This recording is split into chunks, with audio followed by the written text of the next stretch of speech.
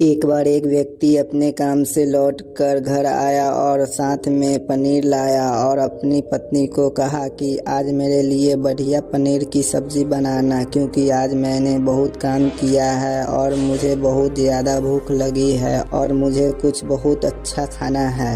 उसकी पत्नी कमरे से बाहर आई और पनीर लिया और कहा कि बिल्कुल, आप हाथ पैर धोकर तैयार हो जाइए, मैं आपके लिए बहुत ही स्वादिष्ट सा खाना बनाती हूँ। वो व्यक्ति फ्रेश हो गया और टीवी देखने लगा और इंतज़ार करने लगा सब्जी के बनने का, ताकि वो उसे खा सके। किचन से बहुत अच्छी खुशबू आ रही थी।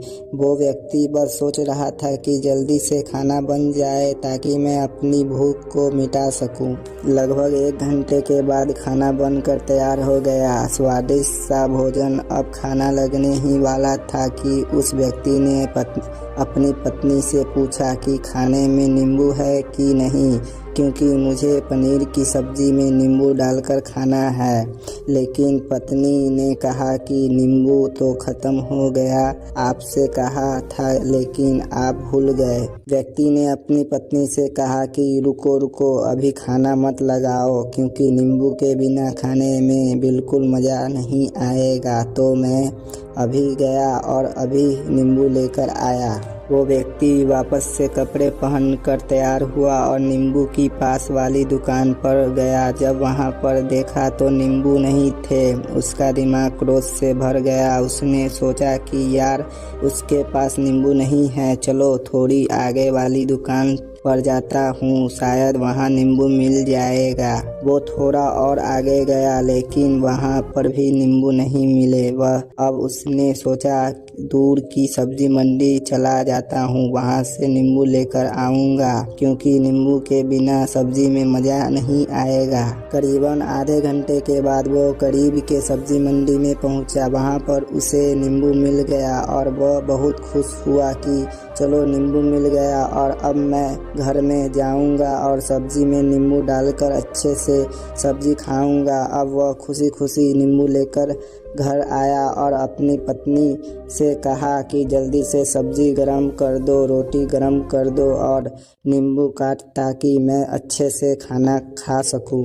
अब थाली लगाई गई, सब्जी परोसी गई और नींबू रखी गई। उसकी पत्नी सामने ही बैठी थी और वो व्यक्ति थोड़ी देर के लिए कुछ सोच में पड़ गया। उसके बाद उसने नींबू की प्लेट उठाई और दरवाजे से बाहर की ओर फेंक दी और जोर जोर से चिल्लाने लगा, मैं जीत गया, मैं जीत गया।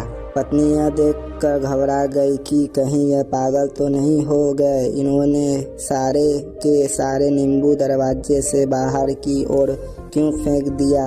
उस पत्नी ने उस व्यक्ति पर चिल्लाया और कहा कि आप पागल हो गए हैं, अभी तो इतनी देर तक नींबू के बारे में पूछ रहे थे और अभी जब नींबू घर पर ले आए और खाने बैठ गए तो आपने इन नींबुओं को दरवाजे के बाहर फेंक दिया और अब चिल्ला रहे हो कि मैं जीत गया, मैं जीत गया। पत्नी पूछी, आप किस चीज़ में जीत गए, क्या हुआ क्या?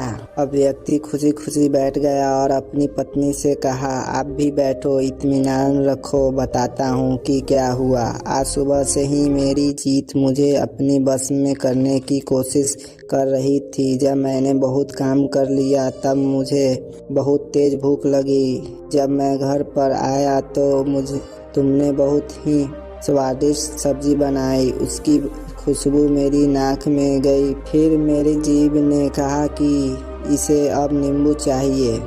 मैं पास वाली दुकान पर गया, लेकिन वहाँ नींबू नहीं मिले। थोड़ी और दूर गया, वहाँ पर भी नहीं मिले, तो मुझे उसमें और दूर ले कर गई। मैं उसके बस में आ गया और जैसे ही वह कहती रही वैसा मैं करता गया। अब मैं वैसा ही करता गया जैसा वो मुझसे करवाती गई, लेकिन अंत में मैंने विजय प्राप्त कर ली।